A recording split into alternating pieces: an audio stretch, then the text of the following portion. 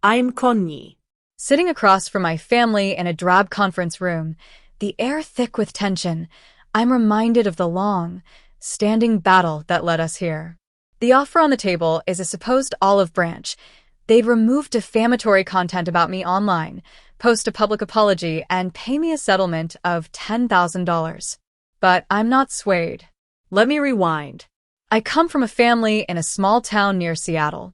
My father, Tom, is a proud but stubborn man who works as a mechanic at a local garage.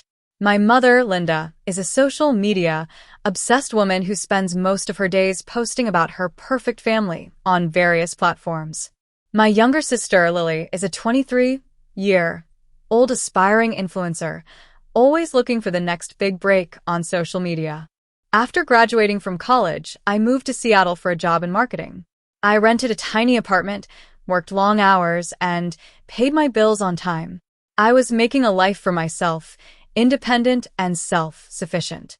Then, about a year and a half ago, my father called. He said business at the garage was slow, and they were struggling to make ends meet. My mother's online ventures weren't bringing in much money, and Lily was still living at home, spending all her time filming videos for her social media channels. They needed my help. I'm a person who values family, so I gave up my apartment, put my things in storage, and moved back home. From the moment I returned, I became the family's financial backbone. I paid a large portion of the mortgage, bought groceries, and covered unexpected expenses like a broken water heater and a leaky roof. Over 18 months, I had put in more than $30,000 into a house that wasn't even mine. Meanwhile, Lily would give a little money here and there when it suited her, but mostly she focused on building her brand.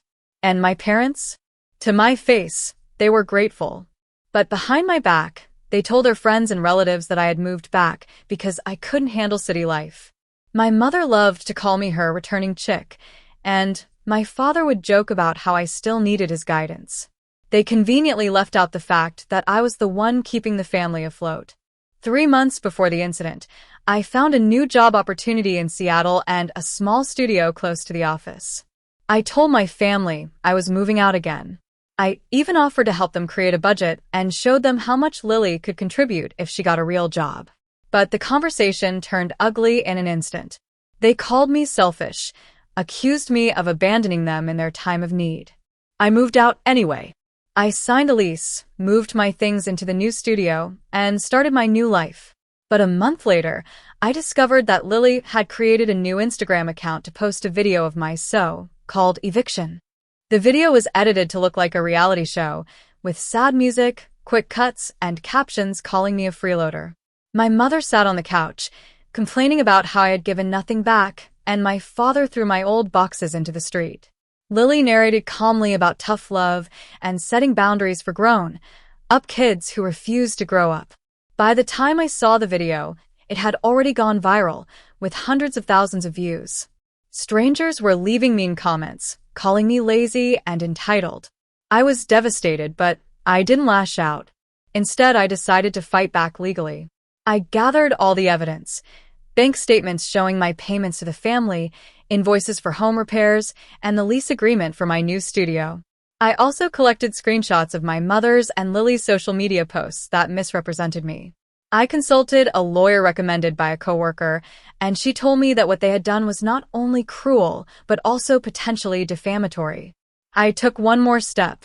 I sent polite emails to my father's garage, my mother's online business contacts, and the brands Lily had tagged in her content, providing them with the missing context. When the lawsuit papers were sent out, all hell broke loose. My phone started ringing off the hook with calls from my mother, father, and sister. The family group chat was filled with angry messages. My mother cried and said I was destroying the family. My father said it was just a joke that had gone too far, and Lily insulted me, saying I was ruining her career. Over the next few weeks, the cracks in their lives started to show. Lily's Instagram followers started to turn on her when they saw the truth. My mother's online reputation took a hit, and my father's garage faced some negative feedback. My family tried to justify their actions. My mother said she agreed to the video because she was embarrassed about me moving out. My father claimed it was a way to relieve stress and gain some extra income. And Lily admitted that it was good content that could go viral and boost her follower count. But I stood my ground. I told them I had the evidence and wasn't backing down. They threatened me, but I didn't care. As the legal process continued, their financial situation worsened. The bank started to take action on the house due to missed payments. My father's hours at the garage were cut, and he had to take a part-time job at a warehouse. My mother took a job as a cashier at a supermarket, and Lily's Instagram account was shut down. She had to get a job as a barista. Finally, they offered the settlement in that conference room. But I told them that the money was not the point. I wanted a real, honest public apology. After a long silence, they reluctantly agreed. The apology came as a simple post on my mother's and father's social media pages.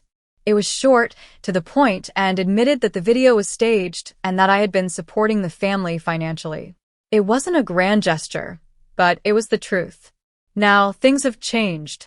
We see each other on holidays, but the hugs are perfunctory and our conversations are superficial. Trust has been broken, and I've learned a hard lesson. Family doesn't mean allowing others to take advantage of you. I've become more cautious about who I let into my life and how much I share. This experience has made me stronger, and I'll never forget the importance of setting boundaries.